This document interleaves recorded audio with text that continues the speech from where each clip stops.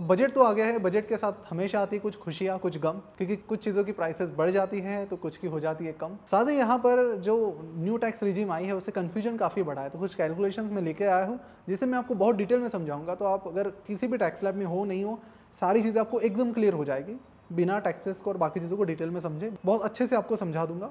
साथ ही कौन कौन से सेक्टर्स है जो अभी हाईलाइट में आएंगे और सिर्फ 1 साल के लिए नहीं बल्कि अगले 4-5 साल के लिए आएंगे, उन पर मैं डिटेल में बात करूंगा। नमस्कार, मैं प्रसाद आपका आज के इस वीडियो में स्वागत करता हूं और आज के इस वीडियो के प्रायोजक है स्मॉल केस, जिनके बारे में हम वीडियो में आगे बात करेंगे।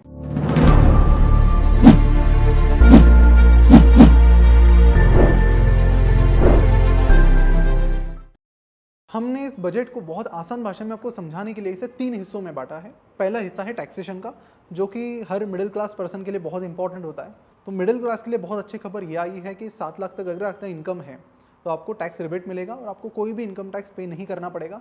लेकिन फिर सवाल तो यही आता है कि 7 लाख से कम है तो ठीक है, 7 लाख से ऊपर है तो फिर क्या करना चाहिए? बिकॉज अभी भी गवर्नमेंट ने बोला है कि बाय डिफ़ॉल्ट तो हम न्यू टैक्स रिजिम को लागू कर रहे हैं, लेकिन आप ओल्ड टैक्स रिजिम को भी चुन सकते हैं। और फिर यहीं पर सबसे बड़े कन्फ्यूजन आने लगते हैं। हमें लगता है कि क्या हमें सीए की ज़रूरत पड़ेगी क्या, लेकिन समझने के लिए हमने इसे बहुत आसान कर दिया है इन कैलकुलेशंस की मदद से। तो कुछ कैलकुलेशन और डेटा क्रंचिंग करने के बाद हमें ये समझ में आया कि 7 लाख के केस जो है उसमें तो खैर नो ब्रेनर है कि आपको न्यू टैक्स रिजिम ही सिलेक्ट करनी है, लेकिन 8 लाख के केस में शॉकिंगली आपको ओल्ड टैक्स रिजिम चुननी चाहिए। अब मैं ऐसा क्यों कह रहा हूँ?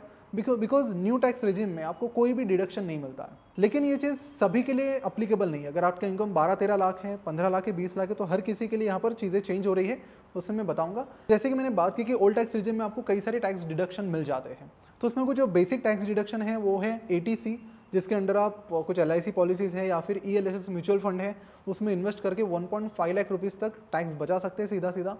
50,000 रुपये स्टैंडर्ड डिडक्शन में आप बचा सकते हो। उसके बाद आप 50,000 रुपये तक अगर आप घर पे लोन लिया है, कोई फ्लैट या घर लिया है, तो उसके इंटरेस्ट के तौर पर आप 50,000 बचा सकते हो। NPS में इन्वेस्ट करके और 50,000 रुपये बचा सकते हो। और इंश्योरेंस पर, हेल्थ इंश्योरेंस पर आप और पैसे बचा सकते हो। जैसे आप अपनी वाइफ का और बच्चों का करते हो तो 25,000 तक आप वहाँ पर बचा सकते हो, और अपना पेरेंट्स का करते हो तो 20-25,000 आप वहाँ पर बचा सकते हो। तो पेरेंट्स का पार्ट अगर हटा भी दे तो 25,000 का यहाँ पर टैक्स डिडक्शन आ जाता है आपको।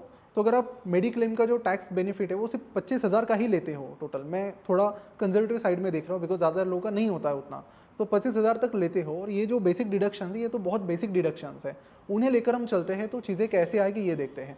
अब देखिए इसमें एडवांस डिडक्शंस भी कई सारे हैं, लेकिन उसकी डिटेल में जाऊँगा तो फिर वीडियो काफ़ी सारे लोगों के लिए इररिलेवेंट हो जाएगा, वो केस टू केस मैटर करता है। तो अगर आपका इनकम है 8 लाख रुपए का, तो न्यू टैक्स रिजिम के हिसाब से आपको टैक्स कितना पे करना पड़ेगा? आपको 35,000 का टैक्स पे करना पड़ेगा। कैसे? तो देखो न्यू टैक्स रिजिम के हिसाब से टैक्स स्लैब कुछ इस तरह के हैं। तो ऐसे में 0 to 3 लाख, जो देखिए 7 लाख तक है तो आपको ज़्यादा सोचने की ज़रूरत नहीं है, लेकिन 7 लाख से 1 रुपये भी ज़्यादा है तो आपको टैक्स कुछ इस तरह पड़ेगा। 0 से 3 लाख तक कुछ नहीं लगेगा। 3 लाख to 6 लाख आपको 5% टैक्स पे करना होगा, और फिर 6 लाख to 9 लाख आपको 10% टैक्स पे करना पड़ेगा। तो पहले 0 to 3 आपको 0 पे करना पड़ा। 3 लाख to 6 लाख आपको कितना पे करना है? ये जो 3 लाख to 6 लाख यानी 3 लाख रुपीज़ की जो अमाउंट है उस पर आपको 5% टैक्स पे करना है। तो 3 लाख का 5% इज 15,000।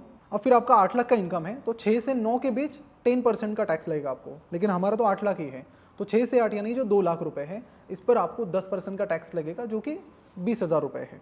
तो 15,000 प्लस 20,000 टोटल 35,000 का आपको टैक्स लगेगा, जिस पर आपको 4% का सेस लगता है, जो कि निकल कर आएगा इस केस में 1,400 रुपीज़। तो total tax new tax regime में आपको कितना लगेगा? 36,400 रुपीज़। अब ओल्ड में क्या होगा? तो ओल्ड में शॉकिंगली आपके जो डिडक्शन है उसमें ही आपका सब कुछ इनकम निकल जाएगा और आपको नेट 0 टैक्स लगेगा अगर आप ओल्ड टैक्स रिजिम के हिसाब से 8 लाख के इनकम के हिसाब से जाते हो और ये बेसिक टैक्स डिडक्शन अप्लाई करते हो तो। लेकिन क्या होगा अगर आपकी इनकम 10 लाख रुपए है तो अगर आपकी इनकम 10 लाख रुपए है तो वही है कि 0 to 3 लाख 0, 3 to 6 लाख, उस 3 लाख के लिए आपको 5% देना है, 15,000 हो जाएगा। फिर 6 to 9 लाख के लिए आपको 10% पे करना है, तो वो जो 3 लाख है, 6 लाख to 9 लाख के बीच में जो 3 लाख रुपए है उस पर आपको 10% देना है, दैट इज़ 30,000। और फिर 9 लाख से 12 लाख के बीच आपको 15% का टैक्स पे करना है, लेकिन आपका इनकम 10 लाख है तो 9 लाख के ऊपर जो 1 लाख रुपए है उस पर आपको 15% टैक्स पे करना है। तो 1 लाख का 15% कितना हुआ? 15,000 रुपये। तो आपको 60,000 का टैक्स लगेगा, उस पर 4% का सेस ले लीजिए यानी 2400, तो टोटल कितना आएगा? 62,400 रुपीज़। लेकिन वही हम ओल्ड टैक्स रिजिम के हिसाब से जाते हैं तो आपको कितना टैक्स लगेगा, 47,500 का आपको टैक्स लगेगा और 1900 का सेस लगेगा, यानी 49,400 का। तो जहाँ पर 62,000 के करीब का टैक्स था, यहाँ पर 49,000 लग गया। यानी 10 लाख रुपए के लिए भी अगर आप ये बेसिक टैक्स डिडक्शन अप्लाई करते हैं तो old tax regime is still better. 13 lakh का आपका इनकम है तो वहाँ पर क्या होगा, यहाँ पर चीज़ें बदल जाती है। यहाँ पर आपका न्यू टैक्स रिजिम के अनुसार टोटल टैक्स जो है वो लगेगा 1,14,400 रुपीज़ और ओल्ड टैक्स रिजिम के अनुसार आपको लगेगा 1,11,800। यानी फ़र्क यहाँ पर ज़्यादा नहीं है, लगभग सेम ही है। आपको केस टू केस चीज़ में यहाँ पर कंपेयर करके देखना पड़ेगा कि ओल्ड टैक्स रिजिम के हिसाब से मेरे डिडक्शन कौन कौन से हैं। तो 13 लाख तक भी it make sense to go for old regime. Case to case में शायद थोड़े बहुत चेंजेस आ सकते हैं, लेकिन अगर आपका इनकम अगर 17 लाख रुपए है तो यहाँ पर आपको जो टोटल टैक्स फिगर है वो बड़ी इंटरेस्टिंग है। 2020 2,02,020 रुपये आपको पे करने हैं और ओल्ड टैक्स रिजिम के अनुसार ये जो अमाउंट है ये निकल कर आती है 2,34,000 रुपीज़। अब 17 लाख के इनकम के लिए आपका ओल्ड टैक्स रिजिम का जो अमाउंट है वो बढ़ गया है एंड अच्छा खासा बढ़ा है, 34,000 से ज़्यादा यहाँ पर आपको लगेगा। वही अगर 20 लाख का इनकम है तो यहाँ पर भी आपको कुछ उसी तरह देखने मिलेगा। न्यू टैक्स रिजिम के अनुसार आपको लगेगा टोटल टैक्स 2,95,000 रुपीज़ का, यानी लगभग 3 लाख रुपये का, और ओल्ड टैक्स रिजिम के अनुसार वो लगेगा 3,27,000 रुपीज़ का। यानी इस केस में भी आपको न्यू टैक्स रिजिम के साथ जाना बेटर रहेगा। इसके कैलकुलेशंस में मैं कमेंट सेक्शन में दे रहा हूँ, आप आराम से चेक कर लेना। तो अगर मैं आपके लिए समराइज़ करूँ तो कुछ ऐसा होगा कि 7 लाख से कम अमाउंट है तो न्यू टैक्स रिजिम के साथ जाना है, नो ब्रेनर। अगर 7 से 10 लाख के बीच में है तो मोस्ट ऑफ द केसेस में ओल्ड टैक्स रिजिम ही आपके लिए बेनिफिशियल रहेगी अगर आप कुछ बेसिक टैक्स डिडक्शन लेते हैं तो। और 10 से 15 के बीच केस टू केस बेसिस पर वैरी करेगा, लेकिन उसमें भी ज़्यादातर केसेस में old tax regime would be better. लेकिन 15 के बाद आपको फिर धीरे धीरे जैसे आप आगे जाएंगे आपको न्यू टैक्स रिजिम ही बेटर दिखने लगेगी। इसका एक रीज़न ये भी है कि अगर आपकी इनकम 15.5 लाख या उससे ज़्यादा है तो आपको 52,500 का स्टैंडर्ड डिडक्शन भी मिलेगा, जो कि पहले न्यू टैक्स रिजिम में नहीं था।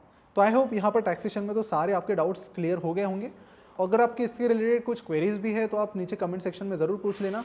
अब दूसरा सेक्शन जो हमारा है वो है उन सेक्टर्स के बारे में जिनको काफ़ी बेनिफिट मिलेगा। अब एज एन इन्वेस्टर हमारे लिए ये समझना बहुत ज़रूरी होता है कि यार कौन कौन से वो सेक्टर है जिसको गवर्नमेंट पुश करी हो और जहाँ से एज एन इन्वेस्टर हमें भी फ़ायदा मिल सकता है। तो शुरुआत में करता हूँ इंफ्रास्ट्रक्चर से। तो अगर मैं रेलवे इंफ्रास्ट्रक्चर की बात करूँ तो रेलवेज पर गवर्नमेंट काफ़ी हेवीली पैसा इन्वेस्ट कर रही है। पिछले साल इन्होंने लगभग 1.5 लाख करोड़ के करीब अमाउंट इन्वेस्ट की थी रेलवेज में।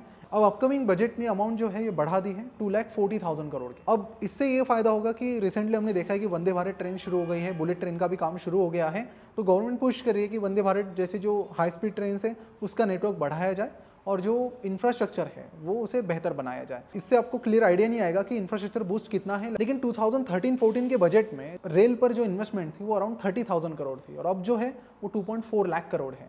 यानी कि 8 से 9 गुना यहाँ पर जो इन्वेस्टमेंट है वो बढ़ाई गई है पिछले कुछ सालों में रेलवे इंफ्रास्ट्रक्चर पर। और इससे ऑफकोर्स बूस्ट मिलेगा जितनी भी रेलवे रिलेटेड कंपनीज हैं, और उसमें से काफ़ी सारी तो अभी गवर्नमेंट ओन्ड कंपनीज हैं, लेकिन धीरे धीरे अभी प्राइवेटाइजेशन को भी ये फोकस कर रहे हैं। तो वहाँ पर भी आपको काफ़ी कुछ इंटरेस्टिंग चीज़ें आने वाले सिर्फ 1-2 सालों में नहीं, मुझे लगता है कि आने वाले 8-10 साल के लिए सेक्टर काफ़ी अच्छा होने वाला है। तो अगर आपको इस थीम में यानी रेलवे इंडस्ट्री में इन्वेस्ट करना है तो इसके 2 तरीके हैं।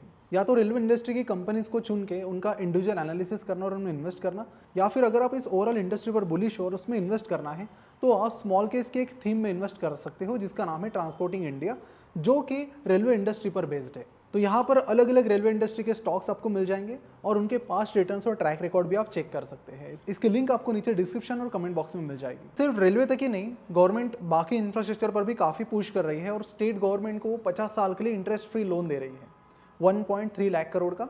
किस लिए? तो वो इंफ्रास्ट्रक्चर क्विकली बिल्ड करें। साथ ही गवर्नमेंट 10 लाख करोड़ रुपए, जो कि एक बहुत बड़ी अमाउंट है और 33% की इंक्रीज है, ये अमाउंट गवर्नमेंट कैपिटल एक्सपेंडिचर पर स्पेंड करेगी, जिसका उपयोग अल्टीमेटली हमारा इंफ्रास्ट्रक्चर स्ट्रॉन्ग करने के लिए यानी हाईवेज, मेट्रो वगैरह बनाने के लिए किया जाएगा। तो अगर आप पूरे इंफ्रा सेक्टर पर बुलिश हो तो उससे रिलेटेड एक स्मॉल केस है जिसका नाम है इंफ्रा ट्रैकर, जिसमें कई सारी इंफ्रास्ट्रक्चर कंपनीज हैं, उसका ट्रैक रिकॉर्ड आप देख सकते हो और इस सेक्टर पर आप बुलिश हो तो आप उसमें इन्वेस्ट कर सकते हो। उसकी भी लिंक नीचे डिस्क्रिप्शन में दी गई है। अब दूसरा सेक्टर जिसे गवर्नमेंट काफी बूस्ट कर रही है वो है कि हर किसी के पास अपना खुद का एक घर होना चाहिए, और इस अफोर्डेबल हाउसिंग के मिशन के लिए उन्होंने शुरू किया था प्रधानमंत्री आवास योजना।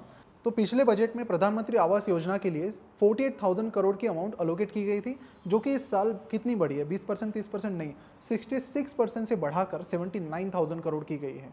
अब आप सोचेंगे कि इससे किससे बेनिफिट होगा? सिर्फ आम आदमी को नहीं, बहुत सारी कंपनीज को भी होगा, क्योंकि घर बनाएंगे तो सीमेंट लगेगा, स्टील लगेगा, पेंट लगेगा, और ये जो सारी इंडस्ट्रीज है इन्हें इस पर काफ़ी बूस्ट मिलेगा। अब इस पर एक अलग वीडियो भी हम जल्दी लेकर आएंगे जिस पर हम पूरी कमोडिटी मार्केट ये जो है इस पर डिटेल में बात करेंगे। लेकिन ये जो इंडस्ट्री है इस पर भी आपको ज़रूर ध्यान देना चाहिए, बिकॉज इसे काफ़ी लगातार बूस्ट मिल रहा है। अगर हम पिछले 5-6 सालों से बात करें तो 5-6 सालों से इन इंडस्ट्रीज को काफ़ी बूस्ट मिल रहा है, और मेक इन इंडिया के बाद भी यहाँ पर इस इंडस्ट्री को काफ़ी बेनिफिट मिलने वाला है, जिसके बारे में हम एक स्पेशल वीडियो में इस वीकेंड में करेंगे बात। अब इसके बाद एक और सेक्टर है जो कि काफ़ी नया है और अदानी ग्रुप की जिस पर नज़र है वो है ग्रीन हाइड्रोजन। अब ग्रीन हाइड्रोजन क्यों? क्योंकि गवर्नमेंट का ये टारगेट है कि 2070 तक इंडिया को एक नेट जीरो कार्बन कंट्री बनाना। कार्बन एमिशन होता है तो इन्वायरमेंट का काफ़ी नुकसान होता है, और इसी को कम करने के लिए पूरी दुनिया लगी पड़ी है। हर कंट्री ने अपने अपने टारगेट रखे हैं, तो इंडिया भी काफ़ी हेवीली उन टारगेट की तरफ जा रही है। तो इनका गोल ये है कि ग्रीन हाइड्रोजन से आप पावर जनरेट करो, क्योंकि जो फॉसिल फ्यूल्स है जिन्हें हम डर्टी एनर्जी सोर्सेस कहते हैं, हर कोई चाह रहा है कि उस पर डिपेंडेंसी कम हो। तो गवर्नमेंट ने उसके लिए भी एलोकेशन बढ़ाया है। तो गवर्नमेंट ने यहाँ पर 19,700 करोड़ का एलोकेशन किया है नेशनल ग्रीन हाइड्रोजन मिशन के लिए। अब क्योंकि इतना सारा पैसा यहाँ पर जा रहा है तो कई सारी कंपनीज इसमें एंटर कर रही है। तो कौन कौन से ग्रुप है? अदानी ग्रुप है, रिसेंटली उनका एफपीओ आया था। अगर आप उनके एफपीओ का हमारा रिसर्च जो था हमने डाला था वेंसडे को, वो अगर आप देखते तो आपको पता चलेगा कि उनका अच्छा खासा पैसा ग्रीन हाइड्रोजन की तरफ जा रहा है। वो एफपीओ में से जो 20,000 करोड़ आएंगे, आई थिंक उसमें से 20,000 में से 3-4 हज़ार करोड़ तो ग्रीन हाइड्रोजन की तरफ जा रहे हैं। लेकिन वो अकेले नहीं है, बाकी ग्रुप वाले बोल रहे कि हम थोड़ी ना खाली बैठेंगे। तो रिलायंस इंडस्ट्रीज भी उस पर फोकस कर रही है और टाटा भी उस डायरेक्शन में जाने की कोशिश कर रहा है। तो जैसे जैसे अभी बाकी ग्रुप ने भी ये पकड़ लिया है कि गवर्नमेंट जिस तरह फोकस कर रही है उस डायरेक्शन में हमें भी धीरे धीरे जाना चाहिए, और इसीलिए जो पावर सेक्टर की कंपनीज हैं वो भी धीरे धीरे स्विच कर रही है रिन्यूएबल की तरफ। तो अब मुझे नहीं लगता कि आने वाले टाइम में पावर सेक्टर उसी तरह का ढीला ढाला सेक्टर रहेगा। अगर वो चेंज करते हैं अपनी स्ट्रैटेजी को तो काफ़ी कुछ पोटेंशियल उनसे आपको देखने मिलेगा। तो ग्रीन हाइड्रोजन ज़रूर आप देखिए कि जो भी पावर सेक्टर की कंपनीज को आप ट्रैक करते हैं तो उसमें ग्रीन हाइड्रोजन की तरफ कौन कौन जा रहे हैं। अदानी ग्रुप तो जा रहा है, दैट इज़ फॉर श्योर। बाकी सेक्टर जा रहे हैं, उनकी स्पीड क्या है, बाकी स्पीड से ये जा रहे हैं, वो आपको टाइम टू टाइम चेक करना पड़ेगा। बट पोटेंशियल तो इसमें 101% बहुत है, बिकॉज जिस हिसाब से टारगेट रखा है मुझे लगता है कि हर बजट में इसमें अमाउंट तो अलोकेट होनी ही होनी है। तो अगर आप इस थीम पर बुलिश हो तो इससे रिलेटेड एक स्मॉल केस है जिसका नाम है ग्रीन एनर्जी, जिसमें इन्वेस्ट करके आप इस सेक्टर के अलग अलग कंपनीज का ट्रैक रिकॉर्ड भी चेक कर सकते हो और उसके बेसिस पर उनमें इन्वेस्ट करते हो तो ओवरऑल इंडस्ट्री में आपका जो पैसा है वो डाइवर्सिफाइड हो जाएगा। इसी के साथ गवर्नमेंट ने कुछ फंड भी एलोकेट किया है कि गवर्नमेंट की कई सारी पुरानी गाड़ियाँ होती है, तो लास्ट बजट में उन्होंने बोला कि पुरानी गाड़ियों को स्क्रैप कर देंगे अगर वो 15 साल से ज़्यादा पुरानी है। तो ऐसे में कई सारी गवर्नमेंट गाड़ियाँ हैं जो 15 साल से पुरानी है, तो उसे भी रिप्लेस करने के लिए काफ़ी सारा फंड्स इन्होंने एलोकेट किया है। शायद उनका ये दिखाने का प्रयास है कि we will set an example so that बाकी लोग भी उसे क्विकली फॉलो करें। तो इस बजट में गवर्नमेंट ने 10 अलग अलग सेक्टर्स में काफ़ी सारा एसेट एलोकेशन किया गया है, जैसे डिजिटल सर्विसेज है, डिफेंस है, और इन सबके स्मॉल केसेस आपको नीचे दी गई लिंक पर क्लिक करके मिल जाएंगे, जिसका आप जरूर डिटेल में एनालिसिस कीजिए। तो अगर आप इन थीम्स में इन्वेस्ट करना चाहते हैं तो स्मॉल केस एक बहुत अच्छा प्लेटफॉर्म है जिसके जरिए आप इन अलग अलग थीम्स में इन्वेस्ट कर सकते हैं, और सारी चीज़ें बड़ी ट्रांसपेरेंट मैनर में यहाँ पर दिखाई गई है जिनका एनालिसिस करके आप अपने डिसीजन ले सकते हैं। तो इन सारी थीम्स को जरूर चेकआउट कीजिए, काफ़ी सारे इंटरेस्टिंग फैक्ट्स और फिगर्स आपको मिल जाएंगे। अब जो हमारा तीसरा सेक्शन है वो हमारे बचपन से रिलेटेड है। जब भी हम बचपन में बजट देखते थे तो वही देखते थे कि क्या चीज़ें महंगी हुई, क्या चीज़ें सस्ती हुई। दूरदर्शन पर चाहे आप कोई न्यूज़ देख रहे हैं या फिर न्यूज़पेपर देख रहे हैं तो यही चीज़ों पर मेन फोकस होता था, जो कि आज काफ़ी रेयरली दिखती है। तो मैं ये तीसरा सेक्शन इसके लिए डेडिकेट करना चाहता हूँ। तो यहाँ पर क्या चीज़ें होने वाली है महंगी, उसकी पहले बात करते हैं। तो अगर आप गोल्ड ज्वेलरी के बहुत बड़े फ़ैन हैं या आपके घर वाले या फिर घरवाली फ़ैन हैं तो यहाँ पर थोड़ी प्रॉब्लम हो सकती है, बिकॉज गवर्नमेंट काफ़ी टाइम से कोशिश कर रही है कि लोगों को ये बताना कि आप गोल्ड का कंजम्पशन कम करो। ऐसा क्यों? तो किसी भी कंट्री को बहुत तेज़ी से आगे बढ़ना है तो उसको ट्रेड डिफिसिट नहीं होनी चाहिए, ट्रेड सरप्लस होना चाहिए। अब कहेंगे अब ये डिफिसिट सरप्लस क्या होता है? आसान भाषा में बोलूँ तो किसी भी कंट्री का जो भी एक्सपोर्ट है, जो भी चीज़ें वो एक्सपोर्ट करती है बाकी कंट्रीज़ को, वो ज़्यादा होना चाहिए और इंपोर्ट कम होना चाहिए। चाइना सिमिलरली उसी मॉडल पर चल रहा है, यूएसए उसी मॉडल पर चल रहा है, लेकिन इंडिया की बात करें तो यहाँ पर गड़बड़ है। हमारा जो इंपोर्ट है वो ज़्यादा है। क्यों? क्योंकि हम दो चीज़ों की वजह से प्रॉब्लम हो रही है, ऑयल, गोल्ड। ऑयल सबसे ज़्यादा इंपोर्ट होता है, उसके बाद होता है गोल्ड। गोल्ड की जितनी भी हमारी रिक्वायरमेंट है हम फुलफिल ही नहीं कर पाते, इसीलिए गवर्नमेंट ने कुछ गोल्ड बॉन्ड्स भी लाए थे ताकि डिमांड कम हो, लेकिन ये नंबर जो है ना वो कम होता हुआ कुछ दिख नहीं रहा है। इसलिए गवर्नमेंट ने ये किया है कि अब यहाँ पर इंपोर्ट टैक्स बढ़ा दिया है। अब उन्होंने इंपोर्ट टैक्स यहाँ पर नहीं बढ़ाया, उन्होंने इंपोर्टेड हेडफोन आप यूज़ करते हैं तो आपको महंगा जाएगा। अगर आप स्मोकर है तो यार आपको जो 17-18 रुपये का एक आपका कॉमन ट्रांजेक्शन था, सबसे फ्रिक्वेंट ट्रांजेक्शन, वो अभी 20-21 रुपये का हो जाएगा, बिकॉज 16% का यहाँ पर टैक्स बढ़ेगा। और सरकार कोई भी हो, एक चीज़ कॉमन होती है, इनका टारगेट ही होते हैं स्मोकर्स और लिकर कंज्यूमर्स, कि दारू पीने वाले और सुट्टा फूकने वाले। तो यहाँ पर भी सुट्टा फूकने वाले को टारगेट कर लिया गया है हर बार की तरह। और इम्पोर्टेड टॉयज़ जो है, गवर्नमेंट बोल रही है toys made in India use करो, मेक इन इंडिया को पुश करने के लिए। और इंपोर्टेड किचन चिमनीज है, ज़्यादातर जो किचन चिमनीज हम यूज़ करते हैं वो सारी इंपोर्टेड है, वो भी आपको सारी महंगी पड़ेगी, तो सस्ता क्या पड़ेगा। तो अगर आपको ये चीज़ों पे पैसा बचाना है तो शायद आपको मेक इन इंडिया चीज़ें देखनी पड़ेगी, शायद वो आपको सस्ती मिल जाए। बस वही है कि जो जो चीज़ें नई जस्ट रिसेंटली इंडिया में स्टार्ट होनी शुरू हो गई है बनना, वहाँ पर क्वालिटी का एक कंसर्न आता है। आई थिंक वो over a period of time हो जाएगा सॉर्टेड। और प्राइस किसकी कम होगी, तो टीवी, मोबाइल फ़ोन जो यंग जनरेशन के लिए थोड़ा मैटर करता है उसकी प्राइसेस होने वाली है कम। साथ ही electric vehicles, 2 wheeler, 4 wheeler, camera की लेंस, कैमरा लेंस से याद आया कि अब हमें भी थोड़ा बेटर करना चाहिए कैमरा को, हमारे प्रोडक्शन क्वालिटी को। तो गवर्नमेंट ने एक चांस दिया है यहाँ पर, थोड़ा सा हमें 2.5% की इंपोर्ट ड्यूटी यहाँ पर कम कर दी है, तो ये सारी चीज़ों की प्राइसेस कम हो जाएगी। तो ओवरऑल अगर हम बजट की बात करें तो जो मिडिल क्लास लोग हैं वो हैप्पी हैं, लेकिन जो स्टॉक मार्केट इन्वेस्टर है हमारे लिए कुछ खास निकल के नहीं आया है। मेरा बेसिक्स एक्सपेक्टेशन हर साल यही रहता है और हर साल नाराज़गी हाथ में आती है कि यार हमारा कैपिटल गेन टैक्स आप कम कर दो, अच्छी खासी इन्वेस्टमेंट आ रही है आप उसे और बूस्ट करो, लोग ज़्यादा पैसा डालेंगे तो आप STT ले रहे हैं, आप ट्रांजेक्शन टैक्स ले रहे हैं और फलाना ढमकाना ले रहे हैं, GST ले रहे हैं ब्रोकरेज पर, वहाँ से तो आपको पैसा आएगा ही ना, तो बस आप कैपिटल गेन टैक्स छोड़ दो। बट वैसा तो अभी तक तो कुछ आया नहीं है। तो अगेन अगले साल इलेक्शन है, तो इलेक्शन के पहले के बजट में शायद कुछ निकल के आए, बस यही हमारा एक्सपेक्टेशन है। मेरा तो ये भी एक्सपेक्टेशन का कि 5 से 7 लाख है, ये शायद अगले बजट में आएगा, बिकॉज अगले बजट के टाइम इलेक्शन ज़्यादा मैटर करेगा, क्योंकि ये 1 साल में तो लोग भूल जाएंगे क्या है क्या नहीं। और हर पॉलिटिकल पार्टी का तो माइंडसेट ही होता है कि इलेक्शन के पहले 2 महीना पहले जो बजट आता है वहाँ पर करना है। बट चलो अच्छी बात है कि इनकम टैक्स का आ गया, बट हम इन्वेस्टर के हाथ में कुछ खास अभी तक तो आया नहीं है। वेट करते हैं अगले बजट के लिए, और आई होप आपको आसान भाषा में सारी चीज़ें समझाई गई हैं, और ये स्ट्रेट फॉरवर्ड जो भी मुद्दे आए हैं मैंने वो उठा के आपको बताए हैं। आपका क्या ओपिनियन है इस पर कमेंट करके ज़रूर बताएं।